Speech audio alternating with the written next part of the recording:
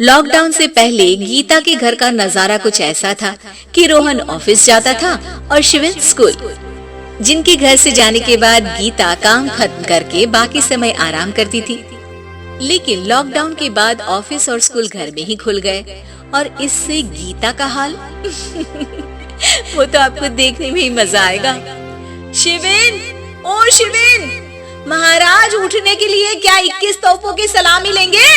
अरे बिस्तर से बाहर निकल, ऑनलाइन क्लास स्टार्ट होने वाली है। अरे तुम भी हद करती हो, स्पीकर की तरह चिल्लाने की क्या जरूरत है? दिख नहीं रहा मेरी कॉन्फ्रेंस चल रही है। अब कैमरा और स्पीकर ऑन कर रहा हूँ, मुझे कोई शोर नहीं चाहिए।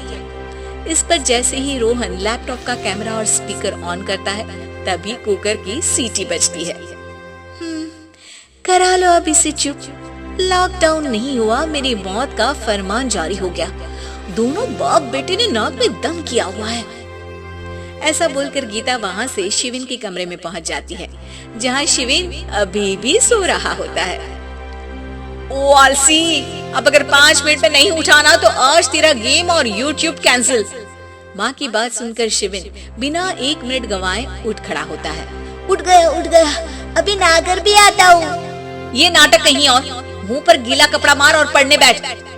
शिविन की ऑनलाइन क्लास स्टार्ट हो जाती है, जिस पर गीता उसे वहाँ बिठाकर रसोई में चली जाती है। थोड़ी देर में उसे कमरे से कुछ आवाज सुनाई देती है, जिसे सुनकर वो कमरे में वापस आती है। हाय राम, तुझे क्लास अटेंड करने के लिए बोला था, कैमरा ऑफ करके बिस्तर पर नाचने के लिए नहीं बोला था।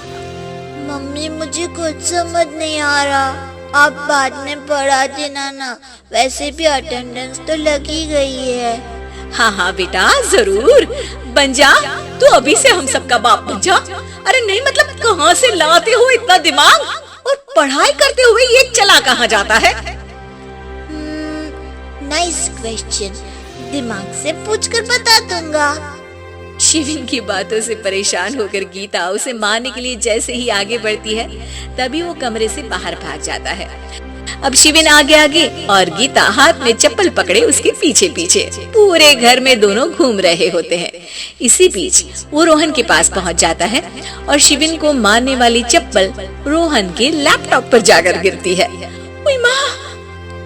मम्मी, अब पापा को चप्पल मार रही हो?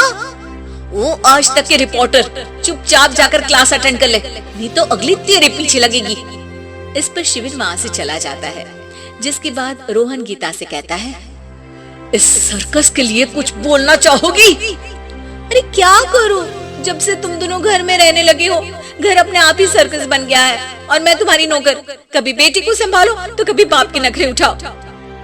इन्हीं सब उथल पुथल में दिन बीतते रहते हैं, जिसमें हर रोज घर के अंदर कुछ नया सियप्पा खड़ा मिलता है, जो ज्यादातर शिविन और रोहन के ऑनलाइन स्कूल और ऑफिस से रिलेटेड ही होता है। एक सुबह, शिविन चलो, आज की क्लास जल्दी है। कैमरा ऑफ करके आप अटेंड कर लो। अरे ऐसे छितर पड़ेंगे, दादी नानी सब एक साथ याद आ जाएंगी। गीता के लाख मशक्कतों के बाद क्लास तो खत्म हो जाती है, लेकिन उसके बाद शिविन फोन इस्तेमाल करते हुए इंस्टाग्राम रील बनाने लगता है। रसोड़े में कौन था? तुम थी, मैं थी, कौन था? हाँ, मैं गरीब हूँ। अरे ओ गरीब के बेटे, आजा, मैं बनाती हूँ तुझे गरीब। मैं बताती हूँ रसोड़े में कौन था। पढ़ाई करने बोलो तो इनकी माँ मर जाती है, और ये पागलपंतियाँ जितनी मर्जी करा लो।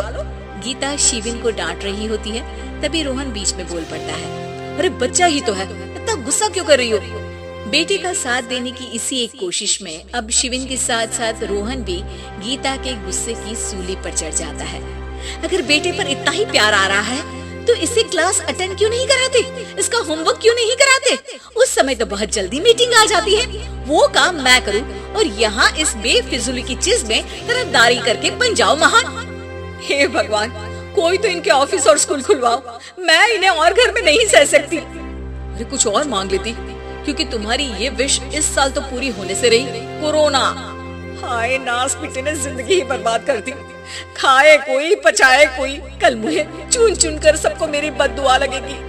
उन्होंने दुनिया का और इन बाप बेटे दोनों ने मेरा जीना मुश्किल कर दिया। गीता वहाँ से चली जाती है, जिसके बाद रोहन शिविन से कहता है, अरे तुम्हारी मम्मी इतनी भड़की हुई क्यों है?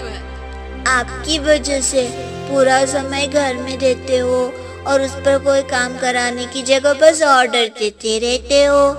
अच्छा बेटे, सारा इल्जाम मुझ पर, पूरा दिन तो वो तुम पर ही चिल्लाती है।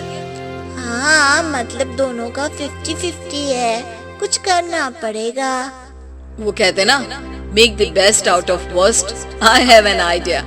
वैसे तुम्हारी माँ सही कहती है, बहुत जुबान चलाने लगे हो, कम बोला करो। अगली सुबह रोहन और शिवेन अपनी गलती को सुधारने के लिए गीता के उठने से पहले घर का आधा काम खत्म कर देते हैं, जिसे देखकर गीता खुश हो जाती है और फिर बाकी बचा काम वो तीनों मिलकर पूरा कर लेते हैं। जिसके बाद अब वो सब मिल बांट कर हर काम में एक दूसरे की मदद करते हुए लॉकडाउन का मजा लेने लगते हैं।